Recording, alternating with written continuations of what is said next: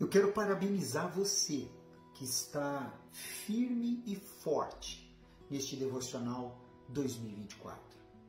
Estamos indo de janeiro em Gênesis até dezembro, Apocalipse, viajando por toda a Sagrada Escritura, aprendendo sobre cada detalhe que muitas vezes foge da atenção dos nossos olhos, mas que produz muitos ensinamentos. Eu quero que você aprenda hoje o que está no livro de Ezequiel, no capítulo 28, 29 e 30. O que fez Lúcifer cair? Deus tratou o Egito de forma diferente. E quando a paciência e misericórdia de Deus se esgotam. Eu quero que você aprenda sobre estes assuntos aqui no devocional de hoje, no capítulo 28, no versículo 13 ao 18.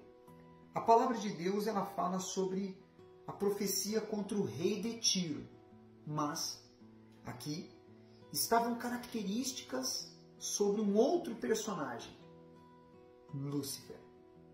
A palavra de Deus diz assim, veja só: estavas no Éden, jardim de Deus.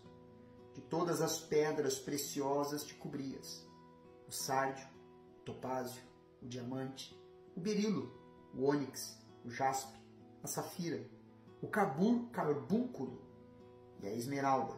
De ouro se te fizeram os engastes e os ornamentos. No dia em que foste criado foram eles preparados. Tu eras querubim da guarda ungido e te estabeleci. Permanecias no monte santo de Deus. No brilho das pedras andavas. Perfeito eras nos teus caminhos. Desde o dia em que foste criado até que se achou iniquidade em ti. Na multiplicação do teu comércio se encheu o teu interior de violência e pecaste pelo que te lançarei, profanado, fora do monte de Deus e te farei perecer. Ó querubim da guarda, em meio ao brilho das pedras, elevou-se o teu coração por causa da tua formosura, corrompeste a tua sabedoria por causa do teu resplendor. Lancei-te por terra, diante dos reis te pus, para que te contemplem.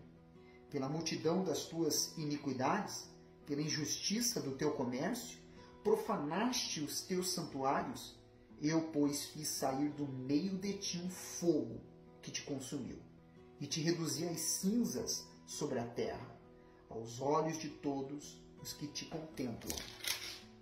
Veja, exatamente, de forma bem detalhada e descrita, o que aconteceu com Satanás, Lúcifer, desde quando ele ainda era o querubim da guarda, até o momento em que ele veio à queda.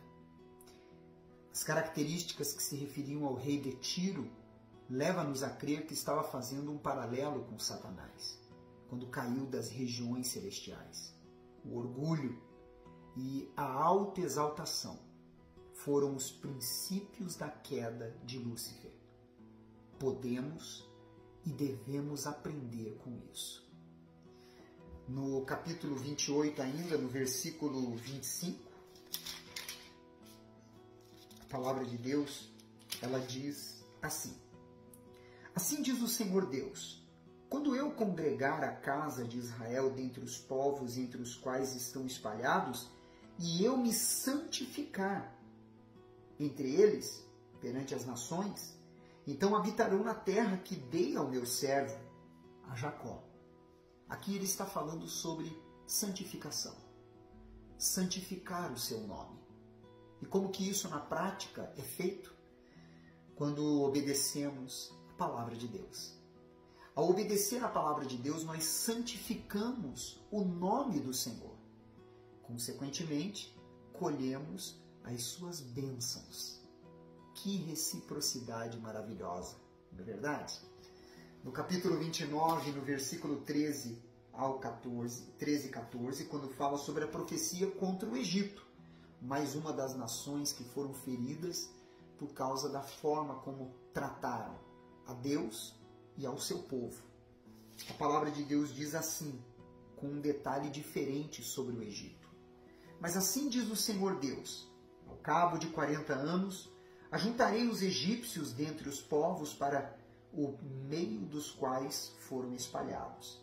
Restaurarei a sorte dos egípcios e os farei voltar à terra de Pátros, a terra de sua origem, e serão ali um reino humilde. Uma das razões de Deus tratar o Egito diferente das demais nações, em que ele permitiu a destruição total e completa delas, é que se dá pelo fato da forma como o Egito poupou Israel nos dias de José e provavelmente também porque ofereceu refúgio aos israelitas quando fugiram da invasão babilônica. Ou seja, Deus tem em sua memória toda a expressão de generosidade. E no versículo 11 do capítulo 30, quando fala ainda sobre o Egito, que seria conquistado pela Babilônia, no versículo 11 diz assim: ele e o seu povo com ele, os mais terríveis das nações, serão lançados para destruírem a terra, desembainharão a espada contra o Egito e encherão de traspassados a terra.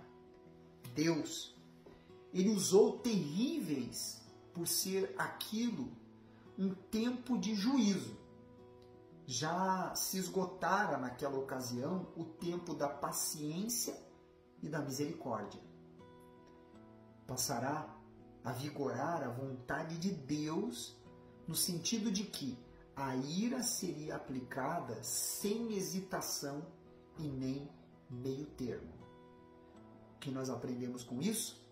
Que se nós desprezamos, desconsideramos, desvalorizamos as oportunidades que Deus nos dá, então chega um momento em que a paciência e a misericórdia de Deus, ela se esgota.